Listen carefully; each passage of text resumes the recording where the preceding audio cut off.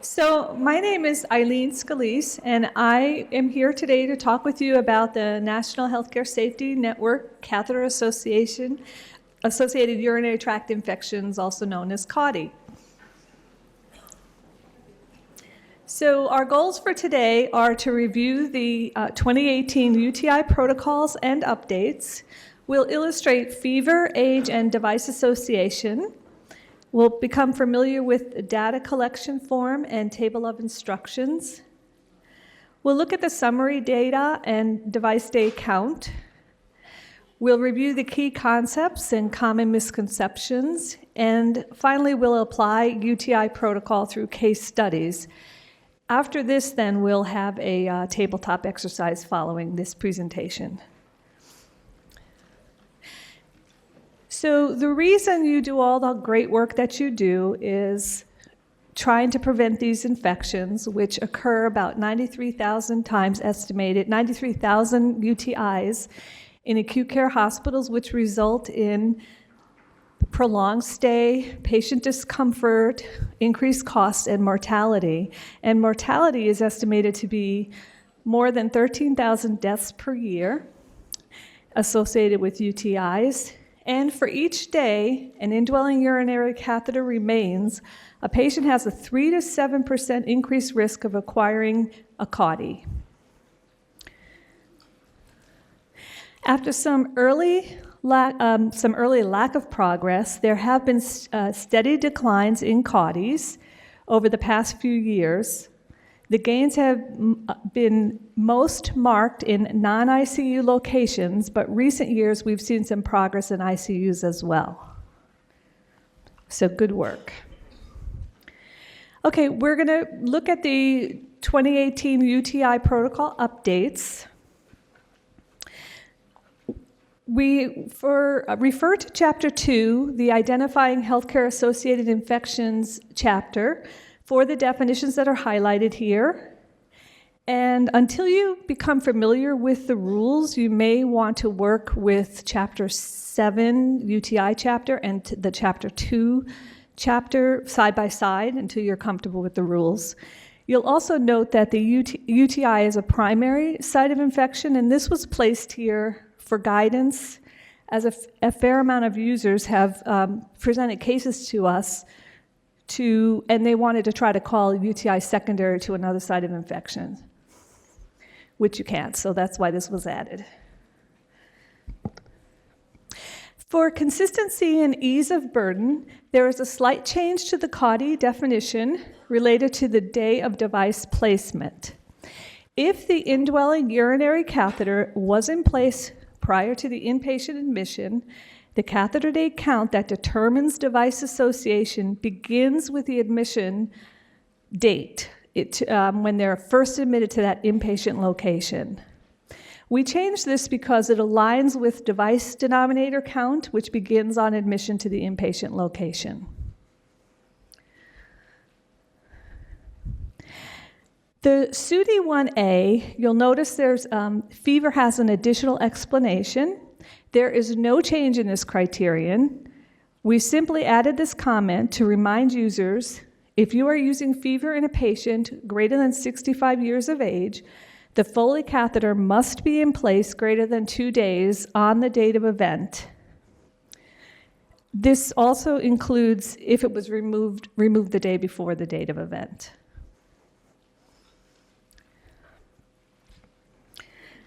We've also added a comment under the UTI protocol that catheter-associated UTI is reportable if the location is in your reporting plan, because we wanted to ensure that users don't miss this reporting detail. We're going to take a quick refresher. Kathy covered this on Monday, but we're going to apply the Chapter 2 rules specific to UTI. So we have the 7-day IWP, the date of event, and the UTI RIT. So for UTI, the IWP is always set by the first positive urine culture, which is used to meet the definition. The IWP is not set by the UTI signs or symptoms. This slide illustrates that elements that fall outside the IWP cannot be used in the determination. So as you see, you can use the UTI sign or symptom in the green IWP, but you can't use the one that's above that in the white. And elements, when we talk about elements, we're talking about a urine culture as an element, or a UTI sign or symptom, or matching blood. And as you all know by now, the date of event is the first element used to meet the UTI, and this occurs for the first time within the 7-day infection window period. So for CAUTI, the date of event could be either the UTI sign or symptom, or it could be the urine culture, depending on which occurs first. The UTI RIT, 14-day time frame, the date of event is day 1. And you would not report additional UTIs in the RIT. And if you do identify a UTI, or like a CAUTI in the RIT of a UTI, you would not elongate that RIT. It still stays the RIT from the initial event. Additional eligible pathogens from urine cultures are added to the event.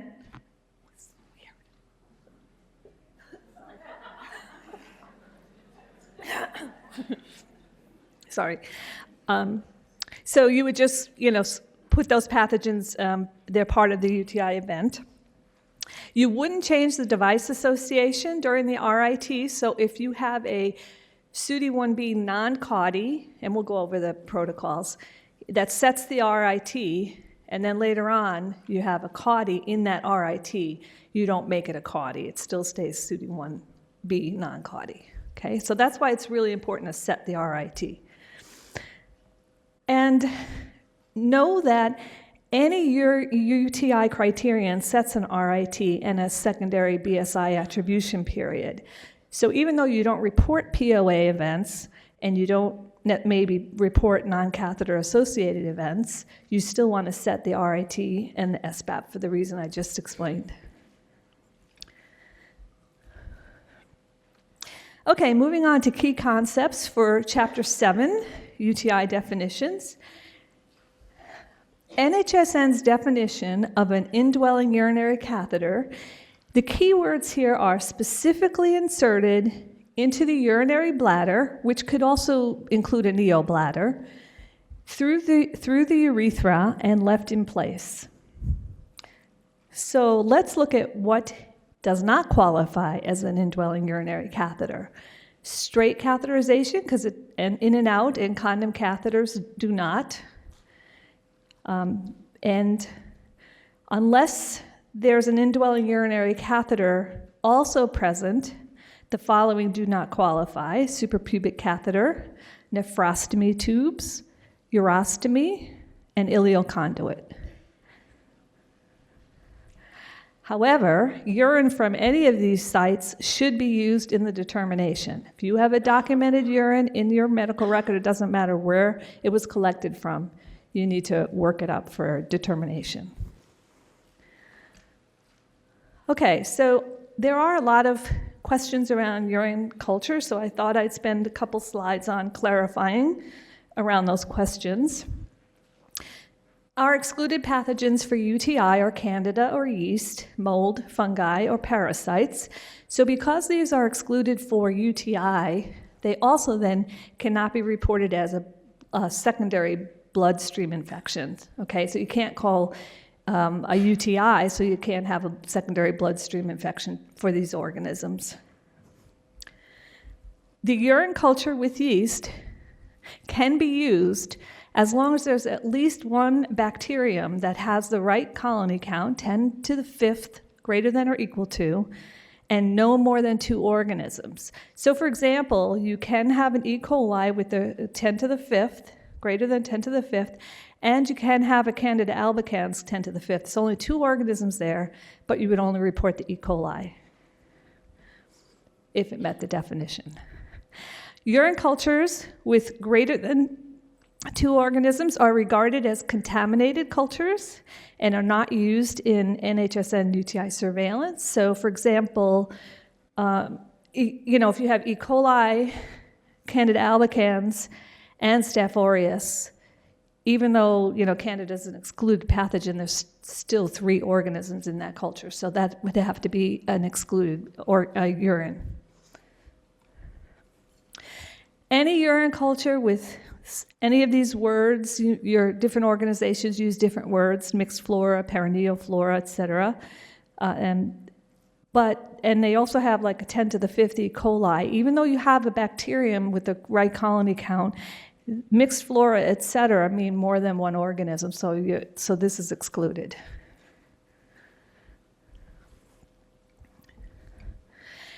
A urine culture that, actually today I just got one in for 20,000 to 100,000, or in this case 75,000 to 100,000. It's not eligible because you can't say for certain it's 100,000. However, sometimes your lab can, so you might want to go back to your lab and see if they could retest that specimen and result it as at least 100,000. Then you could use it, but otherwise, no. Okay, organisms of the same genus but different species equals 2 organisms. So, for example, you have a Pseudomonas aeruginosa and a Pseudomonas statsiri.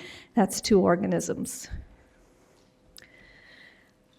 Antimicrobial susceptibilities are not considered. So, they're the same organism. Here is Staph aureus is the organism, whether it's MRSA or MSSA. They're both Staph aureus. So that is usable. It's only 1 organism. The IWP is set on the urine specimen collection date, not the result date. And I know that came up yesterday, so I was glad to hear that because this is a common question. So I wanted to get this across. And also, creative people like to add cultures together. So like in this case, February 1, there's 2 organisms, and February 2, there's 1 organism. So wouldn't that then be combined and become greater than 2 organisms? And it's not. So it sounds like you all know not to do that. Okay. But they ask, and they're told no. I also would like to, again, just reinforce that urine cultures collected from any area of the body, even if they have a nephrostomy and a Foley and it's out of the nephrostomy, you still have to review that urine to make a determination. Okay, and I get a lot of questions about I can't find the pathogen, in particular E. faecalis.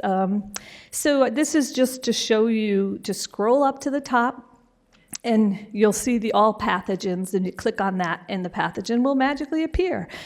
Okay, we have different lists in the application. You can see the common commensal, or some will say all pathogen. Well, you want to go to the all pathogens. Okay, let's look at the criterion, the meat. There are 2 types of UTIs: symptomatic UTI, which we call CAUTI, and asymptomatic bacteremic UTI, which is ABUTI. Both types, if catheter-associated, must be reported as part of the CMS CAUTI reporting requirements. I'm probably going to say that a few times through today. Okay, our first criteria is CAUTI 1A, which is catheter-associated UTI. This is for any age patient. They must meet 1, 2, and 3 below. This patient had an indwelling catheter that had been in place greater than 2 calendar days in the inpatient location. Remember, we're starting the count as the inpatient location on the date of event, and was either present for any portion of the calendar day on the date of event or removed the day before the date of event. This patient also has at least one of the following signs or symptoms: fever, suprapubic tenderness, costovertebral angle pain or tenderness, urinary frequency, urinary urgency, or dysuria. And third, the patient has a urine culture with no more than 2 species of organisms identified, at least one of which is a bacterium of greater than or equal to 10 to the 5th colony-forming units per ml. Keep in mind that for suprapubic tenderness and CVA pain and tenderness, you want to make sure these symptoms are not from another recognized cause, to use them for CAUTI. And this caret here for urgency, frequency, and dysuria is just to remind you that these symptoms cannot be used if they occur when the Foley is in place. All of these elements must occur during the IWP, that window. Okay, so let's look at a CAUTI 1A example. Patients admitted to an acute care hospital for cerebrovascular accident on 125 and the Foley catheter is inserted. The Foley stays in place on 126 through 128, which in the early morning the Foley is discontinued on the 28th. At noon that day, the patient complains of urinary frequency. The following day, there's no fever, but on the 30th, there's elevated white count, and there's a positive urine culture with E. coli on 131. So polling's open. The patient's complaint of urinary frequency on 128 after the Foley catheter was removed can be used to meet CAUTI. True or false?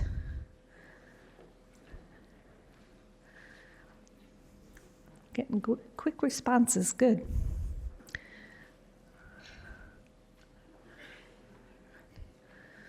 Okay, let's see what we got. Ah, good, true, very good. Even though the Foley was in place for part of the day on 128, the urinary frequency is used to meet the CAUTI because the symptom occurred within the IWP and when the Foley was not in place. Very good. Now, this is also another polling question. The case is depicted here, so look at this and tell me, do you think the patient has a CAUTI?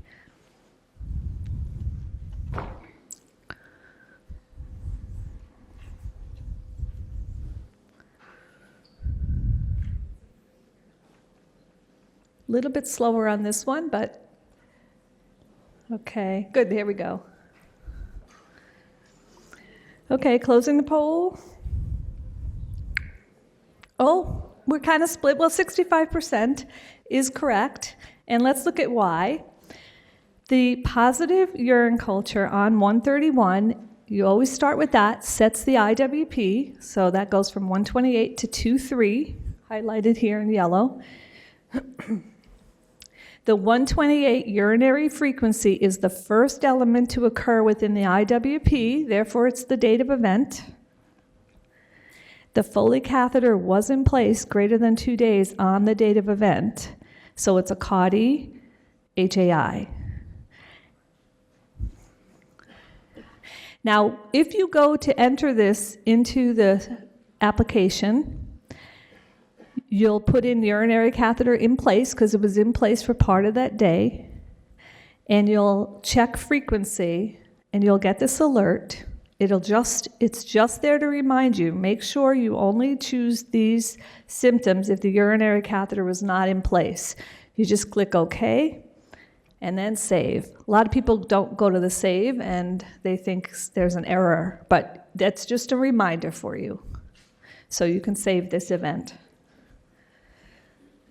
Okay, we're going to move on to CAUTI 1B, which is non-CAUTI. This is for an NEH patient. They must meet 1, 2, and 3. One of the following is true for 1. Patient has or had an indwelling urinary catheter, but it has not been in place greater than 2 calendar days on the date of event, or the patient did not have a urinary catheter in place on the date of event, nor the day before the date of event. Patient has to have one of the following signs or symptoms. I'll highlight fever here. Fever in a patient that is less than or equal to 65 years of age. So if they're over 65, you can't use fever. for a SUDI 1B, because in the older adult who's not catheterized, and they have a fever but no other localizing signs or symptoms for UTI, there's a cause other than UTI in 90% of the cases. Therefore, one of the other symptoms of UTI must be present to meet the NHSN UTI criteria in this population to avoid overcalling UTIs. They also need to meet suprapubic tenderness, CVA pain or tenderness, urgency, frequency, dysuria, and must have the urine culture with no more than 2 species of organisms, at least one of which is a bacterium. All these elements, no other recognized cause works for this one as well, for suprapubic tenderness and CVA pain or tenderness, and urinary urgency, frequency, and dysuria. Again, you wouldn't use these if a Foley was in place at the time of the symptoms. All of these elements must occur within the IWP. This SUDI 1B is for any age patient. So let's look at an example. So on 211, a patient age 47 is admitted with a fever of 101.7, history of Pseudomonas aeruginosa in the wound on a previous admission, maybe about a month earlier. On 213, the urine culture is 50,000 colony-forming units per ml of Pseudomonas aeruginosa and 100,000 C. albicans. There's no fever, but on 215, 2 days later, a patient spikes a fever of 101.3, and urine culture is collected, which results in 100,000 colony-forming units of Pseudomonas aeruginosa and greater than 100,000 of Candida albicans. The 213, this is for your clickers again. Oh, we got the responses already, good. The 213 urine culture with 50,000 colony-forming units of Pseudomonas aeruginosa and 100,000 of Candida albicans is used to set the IWP. Is this true or false? Oh, we got a lot of responses, great. Okay, close the poll here. False. Great answer. The urine culture is not eligible because there has to be at least one bacterium with greater than or equal to 10 to the 5th, and yeast is an excluded organism. Okay, so next, the 215 urine culture that has 100,000 of Pseudomonas aeruginosa and 100,000 of Candida albicans is used to set the IWP. Is that true or false? Yay, 95%. The urine culture is eligible because there is at least one bacterium and there's no more than 2 organisms. One bacterium with 10 to the 5th. Great. Okay, let's move on to this case. Does this case that's outlined here, which we just described, meet SUDI 1B non-CAUTI? So we said we wouldn't use the 213 urine culture, but we would use the 215. Okay, I think I'll close the poll. And okay, good. Very good. 93% said true.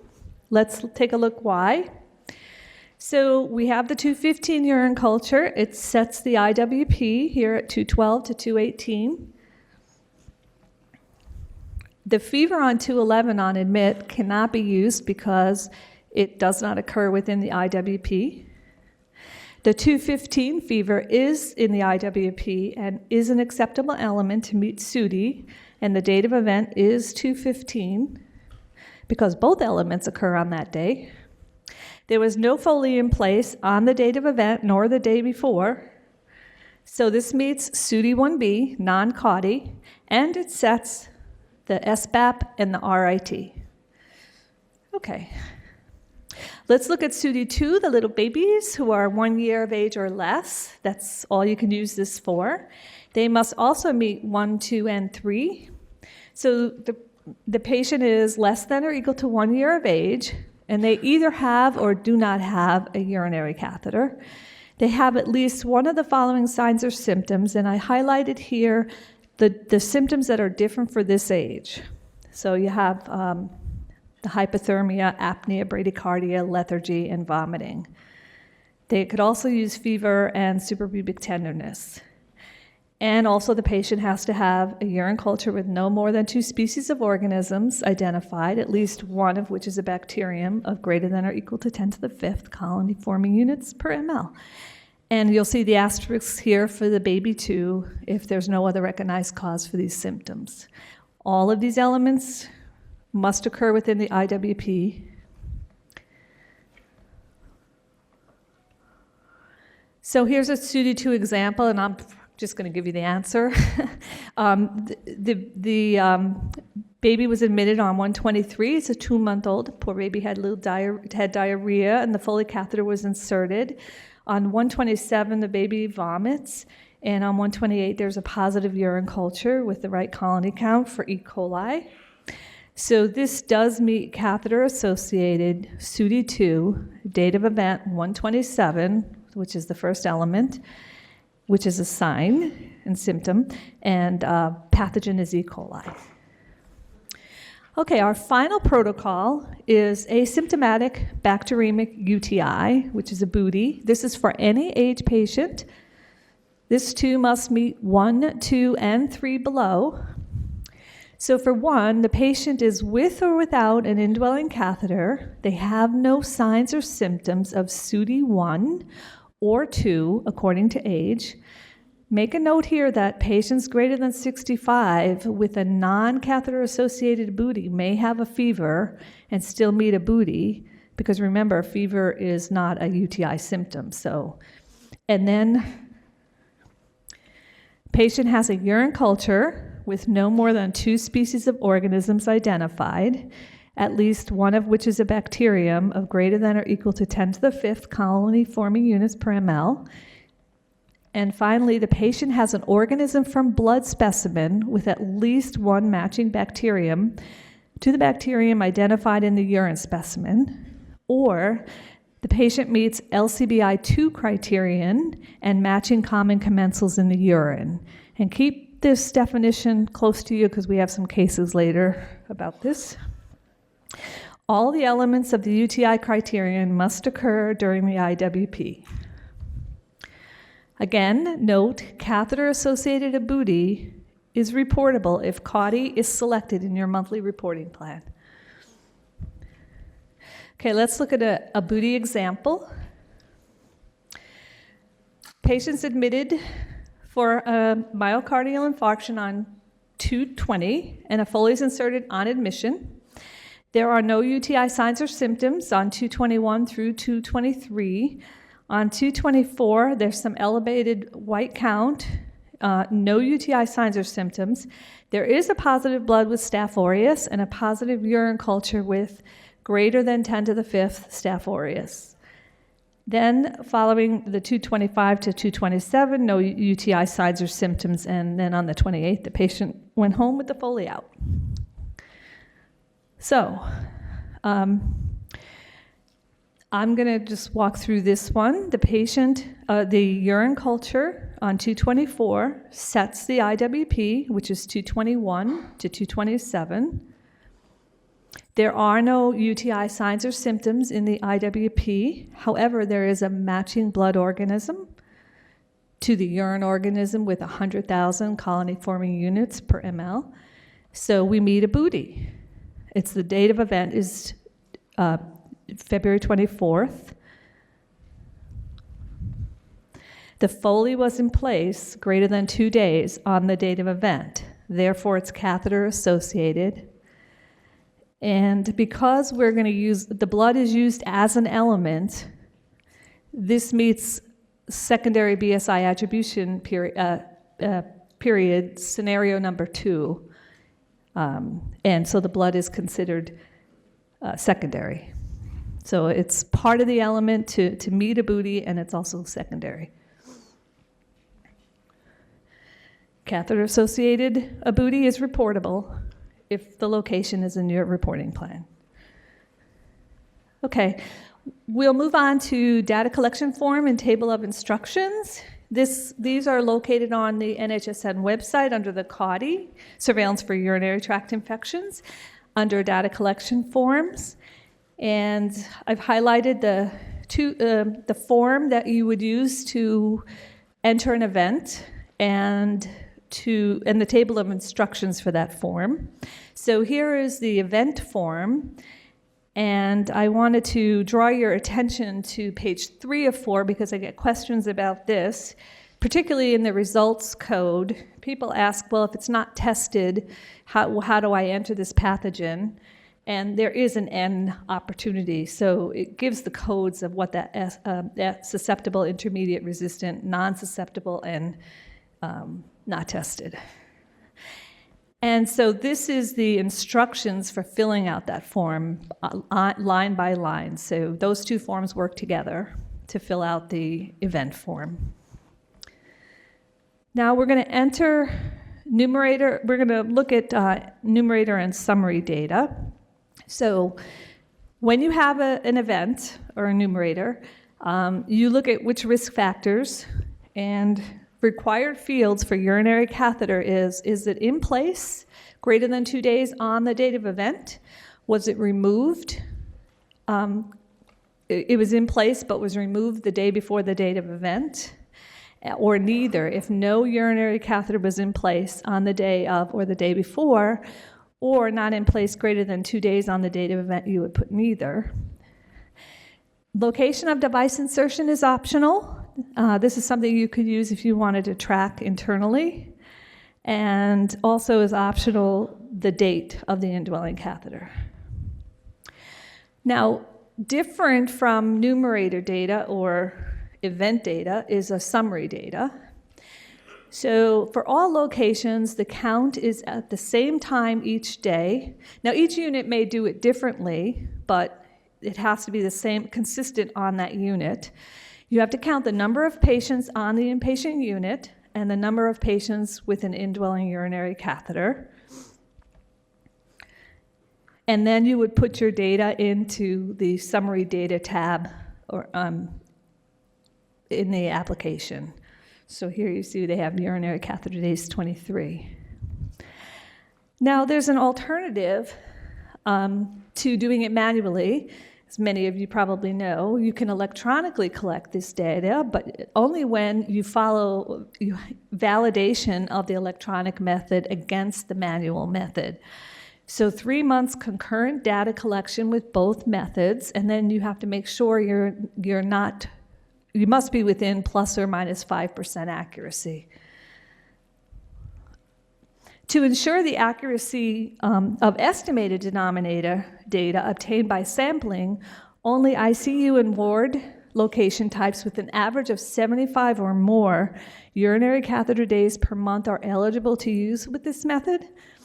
So we studied the evaluation of this method, and Saturdays and Sundays were the least accurate, so we recommend not using those days. And then when these data are entered, the system will calculate it for you. So let me show you. Here we check the sample urinary catheter days, and you would put that number in and sample patient days, and then you would put the total patient days in. You know, it's funny because one of these, this whites out. It's not that clear. But when you do a sample, then you can't put it in wrong in the catheter day. So sorry, it whites out, but it looks gray on my copy. Okay. Oh, okay. Okay, so we'll move on to, common misconceptions. UTI is a secondary infection. That's not true. Positive urine culture on admission automatically means POA. Nope. And a UTI sign or symptom such as fever on admission automatically meets POA. And I see you're shaking your head, no, you're right. So let's look at these one by one. It is the primary site of infection, as we put in the protocol. Here are two examples. So if a patient meets a CAUTI and the same organism is identified in a burn wound culture, these are considered two sites of infection. When a patient meets a new event, a CAUTI cannot be classified as a secondary infection, even though the same organism is identified. So a patient could actually have two sites of infection. The second misconception is POA, culture is POA. That's what I hear, culture is POA. And I think, well, no, you have to have a date of event that's POA, in the POA, not the culture. You need two things. So anyway, that's incorrect. So in this example, you'll see we have the patient admitted on 1/1, and on 1/2, they have a positive urine culture. So that's in the POA time period. But if you look in the window that's set by this in the IWP that's set by this culture, there are no UTI signs or symptoms, so there's no event. So even though this is a POA urine, it really is not a POA, okay? However, later on, we have a patient, we have the positive urine culture on 1/9, and that sets an IWP, and we have a fever on 1/10, which is used to meet CAUTI. And we've had the Foley in place back from 1/1 when they got admitted. So it's been in place greater than 2 days. Therefore, this meets CAUTI 1A CAUTI, and it's HAI.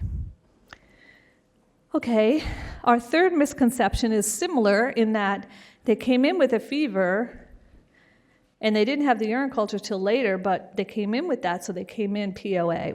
And oops, let's take a look at why. You need urine culture to accompany the signs and symptoms, okay? And they have to happen all within the IWP. The date of event must occur within the POA time period for it to be considered POA. So we'll take a look at this. Here's one, again, who's admitted 3/1 with a Foley catheter and a fever. And they continued with a fever, until 3/3. Then later in the stay on 3/11, they have a positive urine culture because they had a fever on 3/10. And, people want to say, well, they had a fever when they came in, and they didn't have a criteria met, so there is no POA event. There was no urine culture. But later on, the urine culture sets the IWP.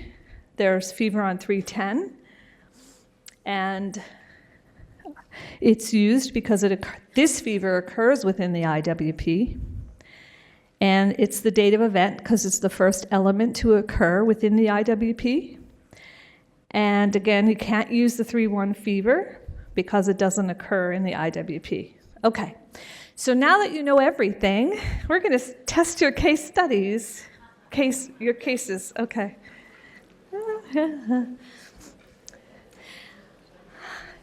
One thing I want to share is, please submit your cases if you have questions.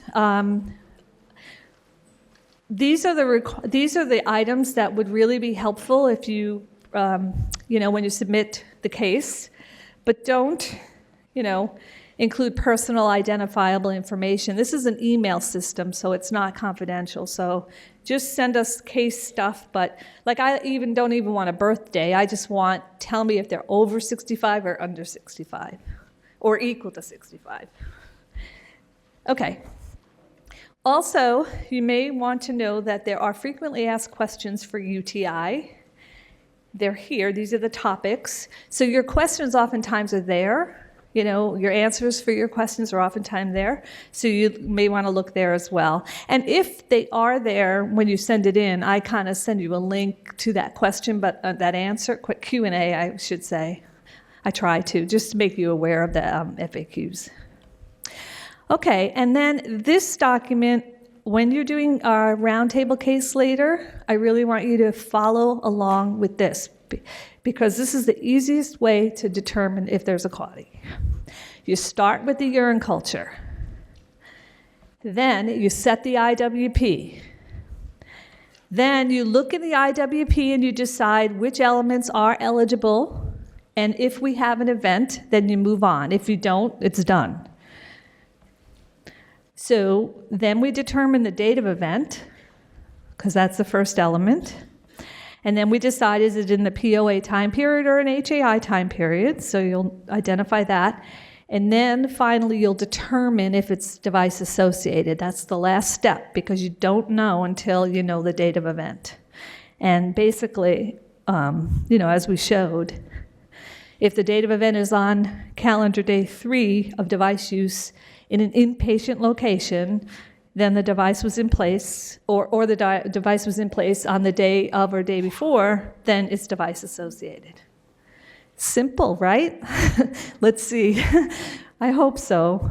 Okay. This patient is less than or equal to 65 years of age, so keep in mind the age. He's 57. He's admitted on 2/2. He was seen in the ED on 2/2, where he had a Foley inserted. On 2/3, he's admitted to the ICU, so that's the first inpatient location. He has a fever of 100.9. He has a temperature also on 2/4 of 100.8, and a urine culture is collected and positive for 100,000 of coag-negative staph. Polling's open. The 2/3 fever, and I have the case illustrated here, and I also have the Foley catheter day 1, Foley catheter day 2, so keep that in mind.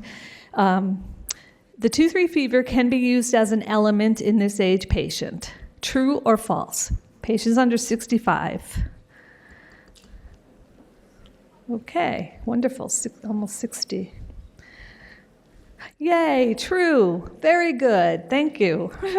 Okay, we'll work on the 21%. Okay, and then this same patient who's under 65, here's the case again. What is the correct determination in this case?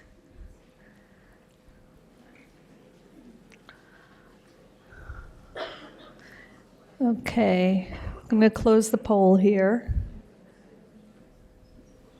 Let's see, got some answers coming in. Awesome, okay. Okay, we got a little mix here, 40 and almost 40. The patient has a CAUTI 1B non-CAUTI. A. Okay, let's take a look. Why? So the urine culture, again, remember the steps. The urine culture sets the IWP, 2.2 to 2.8. The fever is the first element to occur within the IWP, and it is the date of event, which is POA. The Foley catheter was not in place greater than 2 days in the inpatient location on the date of event. Therefore, this meets CAUTI 1B non-CAUTI, and the UTI, RIT, and SBAP are set. Ooh, I gotta go. Okay? Case 2. Now the patient's over 65, okay? Same scenario. Patient's 75, seen in ED, Foley inserted on 2.2. On 2.3, he's admitted to the ICU, the temperature, fever, both days, 2.3, 2.4. Finally, on 2.5, he has a urine culture. So here's the case, and again, the Foley catheter days are numbered here. Now, this age patient, can the 2.3 fever be used as an element? Clickers. I think we're going to get 100% on this one.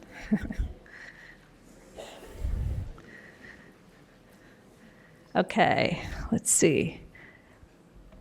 Yay, okay, very close, very close. So yes, we can't use this fever because the Foley wasn't in place greater than 2 calendar days. Now, how about the 2.4 fever? Can that be used in this age patient? I've got the Foley catheter day count there.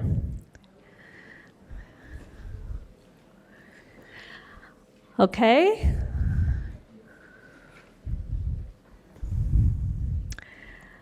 Okay, most of you got false, and that is correct. Let's see why. Oh, well, the reason is that the Foley wasn't in place. I can't go back because the polling's open here, sorry. The Foley wasn't in place greater than 2 days while an inpatient, so you can't use the fever. Okay. This same case, the 65-year-old, or older than 65, what is the correct determination in this case?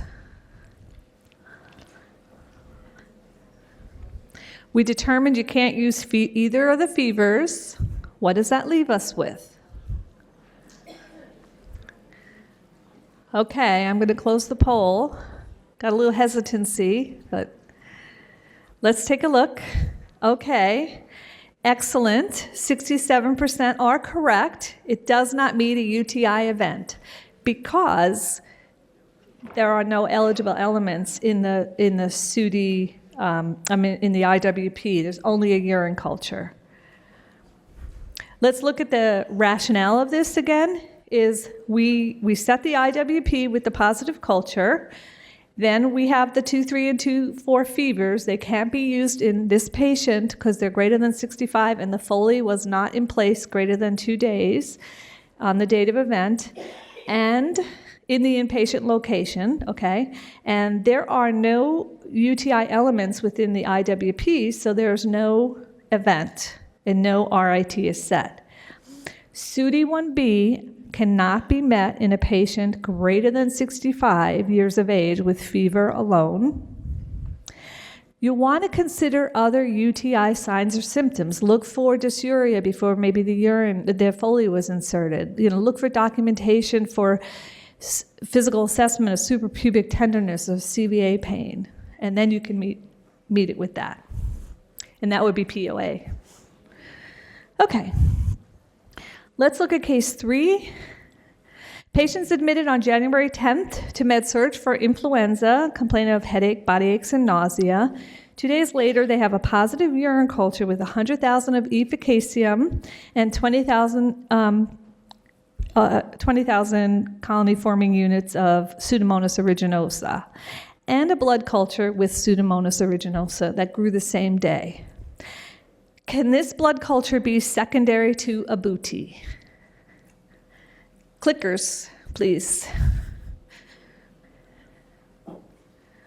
Okay, a lot of responses. Okay, 68% false, and that is correct. And let's take a look at why.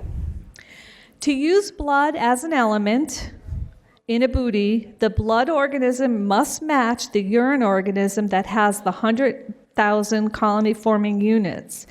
And this all must occur within the IWP. The Pseudomonas aeruginosa organism in the urine was only 20,000 colony-forming units. Therefore, the blood with that same organism cannot be used as an element to meet a booty because the Pseudomonas is not a pathogen for UTI. There are no UTI signs or symptoms nor matching blood within the IWP of the urine culture with efficacium, which is at the 100,000. Therefore, there is no event and no RIT and no SBAP is set. Okay, we have 2 more cases and I think 5 more minutes. So this patient was in the hospital for a prolonged stay for a colon mass, and several weeks into his stay, he had a Foley catheter placed on 1:30. On 2:11, he had a positive wound culture with Staphylococcus species and Enterococcus faecalis. And on 2:14, he had a urine culture with greater than 10 to the 5th of Staphylococcus epidermidis and a blood culture. I remember I said, hold on, we're going to talk about this. A blood culture of Staphylococcus epidermidis, 2 of 2 bottles drawn on separate occasions. And on 2:15, he has hypotension. And on 2:11 through the 17th, no fever, no UTI signs or symptoms. What do you think the correct determination in this case is? So we have a urine culture, blood culture, no UTI symptoms. There's hypotension. Staph epidermidis is a common commensal for blood. Okay, we're going to close out the poll. Okay, 74% are right, so that's great. It meets catheter-associated booty, and let's take a, Sorry. Take a look why here. Oh yeah, that was right. Okay, so we start with the urine culture. Broken record, start with the urine culture. 211 to 217 is the IWP. There are no UTI signs or symptoms within the IWP. However, there are matching common commensals and hypotension within the IWP, and this meets LCBI 2. And the date of event is on 2/14 because most of the elements occur that day. That's the first day the elements occur. The Foley was in place greater than 2 days on the date of event, so this meets catheter-associated ABUTI, and again, the blood is considered secondary. Okay, last case. Patient admitted to ICU, the Foley's placed, there's a temperature of 100.3. Then that's on 1/6. On 1/7, there's a temperature of 100.7, and then a temperature of 100.8 on 1/8. On 1/9, a Foley is discontinued, and the temperature max was 100. Then on 1/10, it's only 99.6. And then a urine culture is collected on 1/11, results positive for Proteus mirabilis. And temperature 99.6, and Tmax on 112 is, so this is an actual case, 99.6. Okay. This patient cannot meet CAUTI because the urine culture occurs 2 days after the Foley catheter was removed. True or false? Click. You got it. Oh, good. We got a lot of responses here. Okay. Okay. The answer is false. Okay. Cannot meet CAUTI. The answer is, it's kind of a backward, twisted way of asking it, sorry. It actually can meet CAUTI. And that's what people think. They think that, well, the urine culture was 2 days after the Foley was removed. Why is that catheter-associated? Okay. So this is why. So here we have the Foley DC'd on 1/9. Then we have 2 days later a positive urine culture sets the IWP. There is a fever on 1/8, 100.8 fever on 1/8, and that's the first day of the IWP, so it should be used. I don't know why my stuff isn't coming up. That's the date of event, and how many days was the Foley inserted on the date of event? It was in 3 days, so it's catheter-associated. So even though the positive urine culture occurred 2 days after Foley was removed, the 1/8 fever was the first element in the IWP, so it's the date of event. And on that day, it was in place greater than 2 days. Okay. So we looked at the protocol updates, key concepts, common misconceptions, remind you not to change device association during the UTI RIT, positive urine culture or UTI signs or symptoms on admission does not automatically meet POA. UTI is a primary site of infection.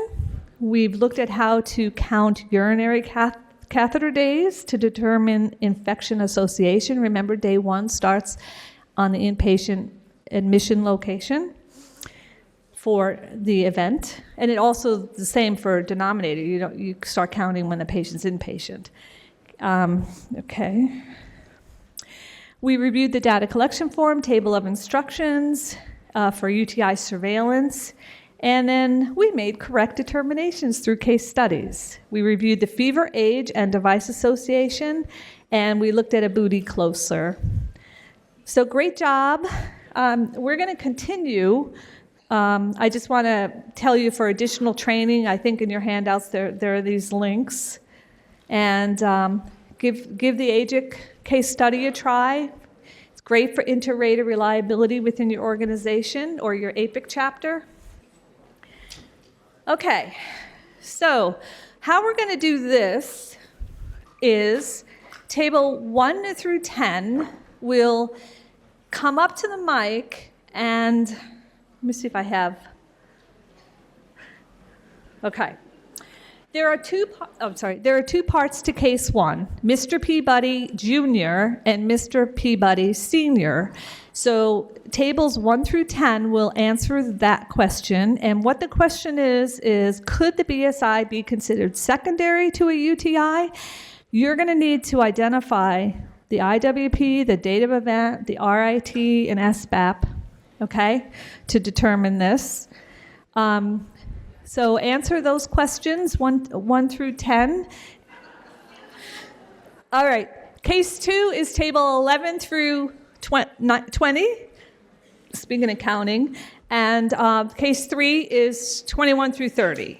We'll give you 15 minutes. Now, you guys do that, but then if you get done, do the other cases as well, but you have to report out on. And remember that tool I gave you, the steps, how to figure this out. If you just follow that.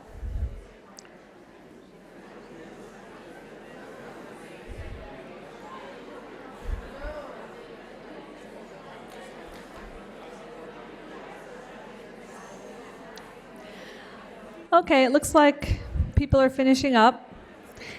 So we have a volunteer for case 1, Mr. Peabody, at least the first part of the case, for Mr. Peabody Jr. So table 9 has volunteered, and so let me just read it for everybody. Mr. Peabody Jr. is 47. He's admitted to the ICU on the 19th, and he also had a subclavian central line catheter placed on that day. He had a fever of 100.5 on 2/1. The subclavian catheter was removed on 2/3, but a PIC was placed, and a Foley was placed on 2/3 as well, and a urine culture that's positive for E. coli with greater than 100,000 colony-forming units, and blood cultures positive for E. coli on that same day, and the patient has a blood pressure of 77/62. Take it away. So we did say this BSI would be considered secondary to a UTI.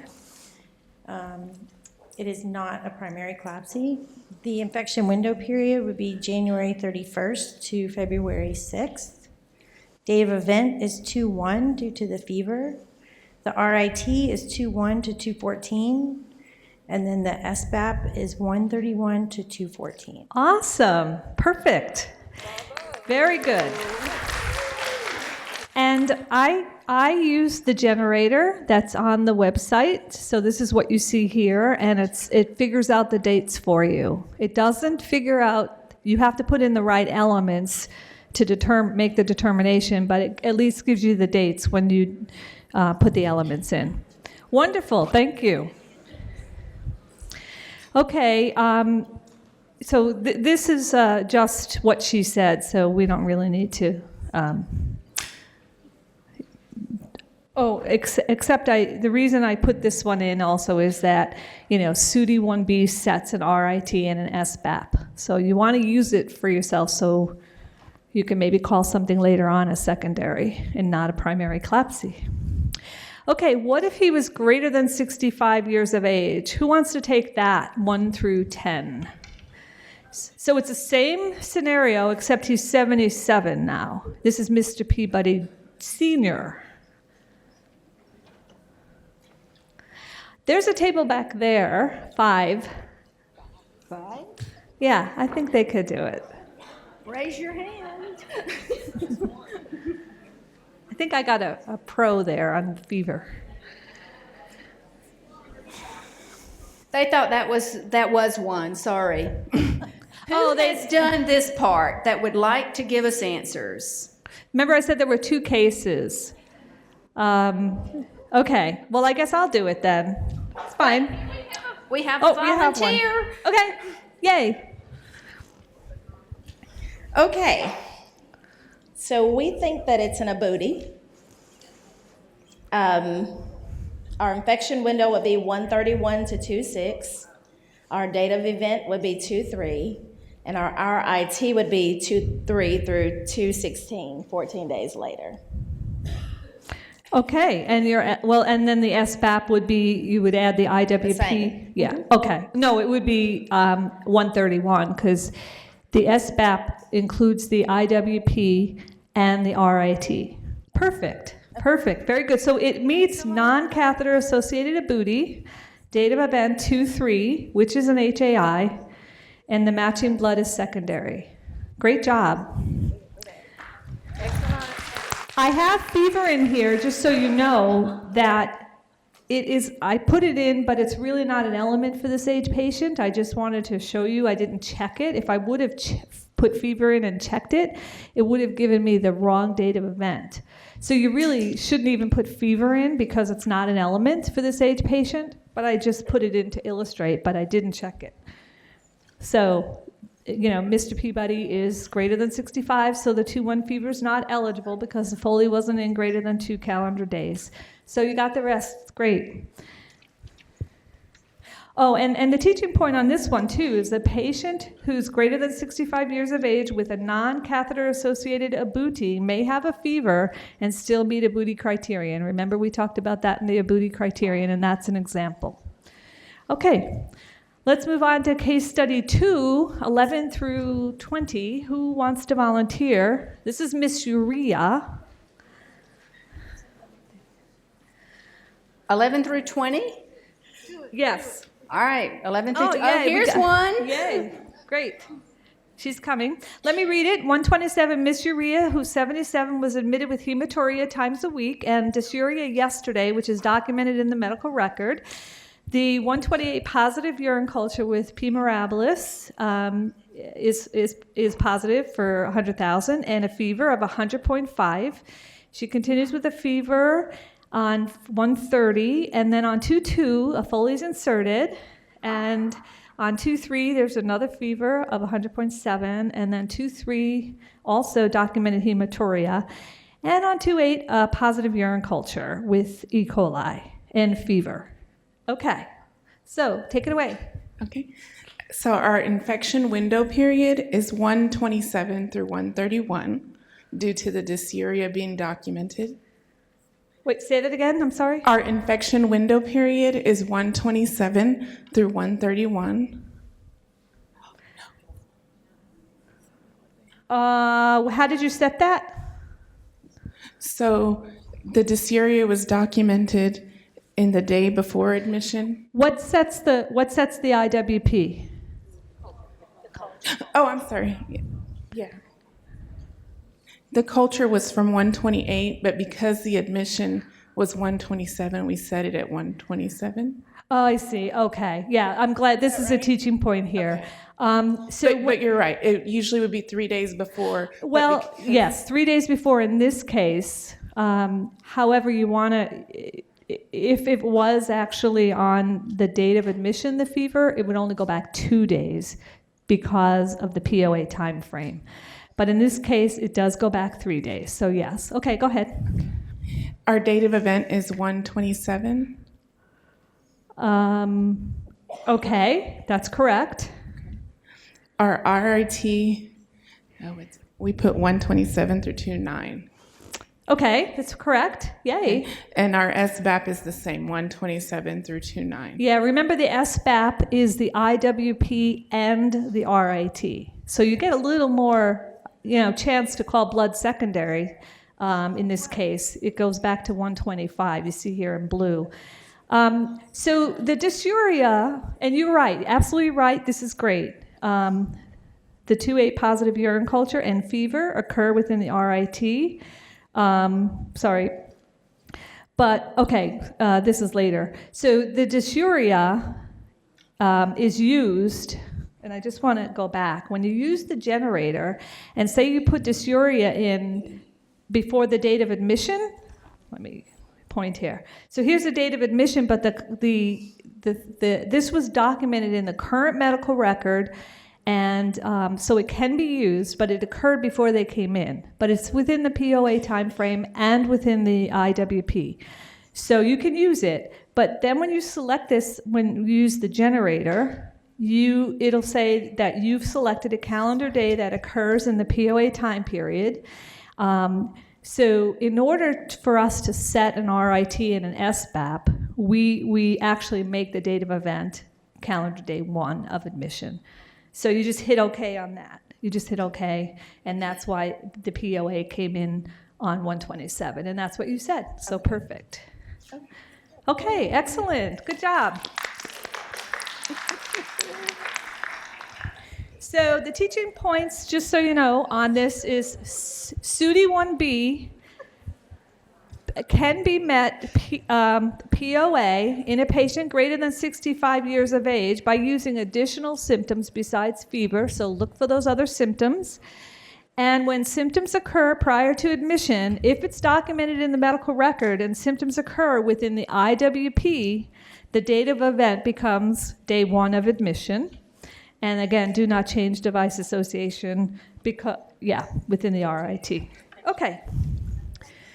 Last case, Miss Waters. Miss Waters. Who, you volunteering? Awesome. Let me read it if I can. Miss Waters was admitted on 114 from a long-term care facility with a Foley catheter in place. The patient was found to have a UTI at the long-term care facility for which the patient was started on antibiotics prior to admission. A urine culture was collected on 114. Sorry, it should have been 18. At our facility and was positive for Klebsiella pneumoniae. There are no UTI signs or symptoms and no blood culture. A second urine culture was collected on 126, 2018, with the same organism and colony count, but there were no UTI signs or symptoms and no blood culture.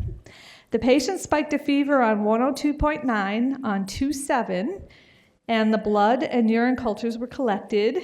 The urine culture was again positive for Klebsiella pneumoniae, and blood culture is negative.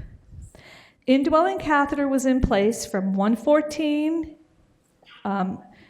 to 126 and 126 to 2/7, all in 2018. Hopefully that didn't confuse you, but this is an actual case.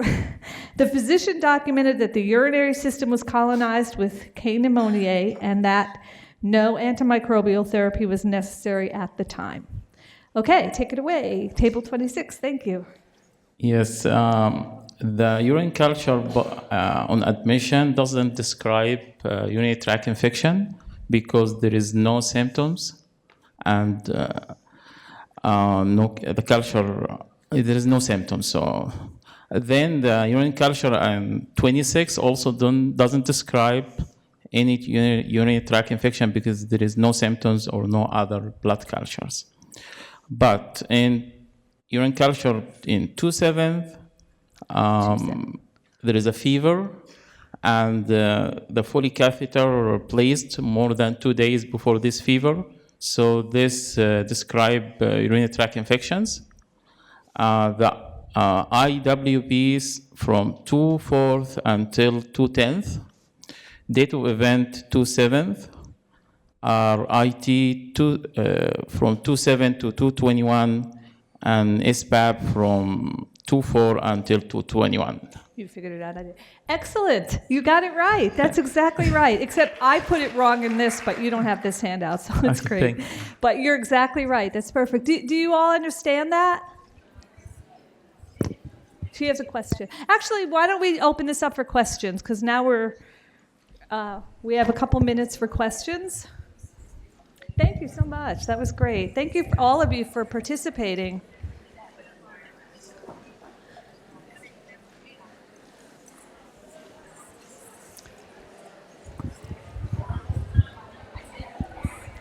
Yes, go ahead.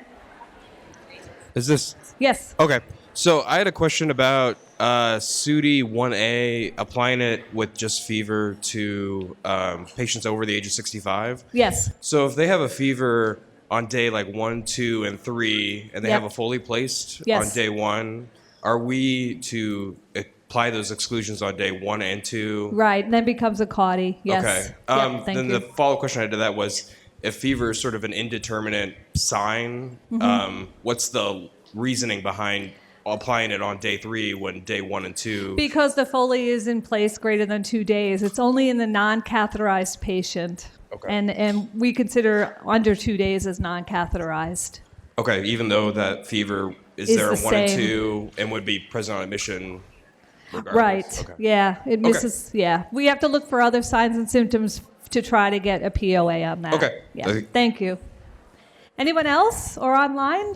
Online. We have a couple online questions.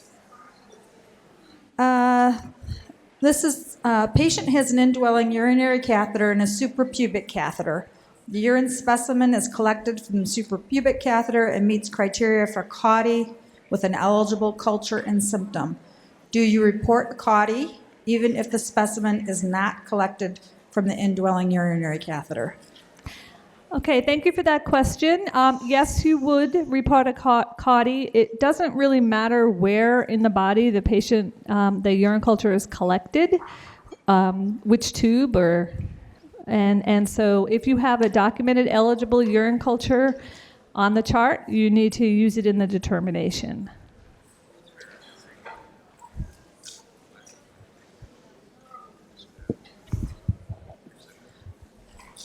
For those of you that are leaving Oh, I'm early, sorry. the shuttles may not be here yet, so just to let you know that. We have one more in the room here, Kathy. Okay. Go ahead. Well, I asked it yesterday, but with patients that stay overnight in the emergency room but are still in admitted status, they aren't, the admit day one or fully day one is not counted until they actually meet into a patient room like 2:15 or whatever. That is correct. And you'd start the fully day at that date. That's correct. Yes, thank you for asking that. Yes.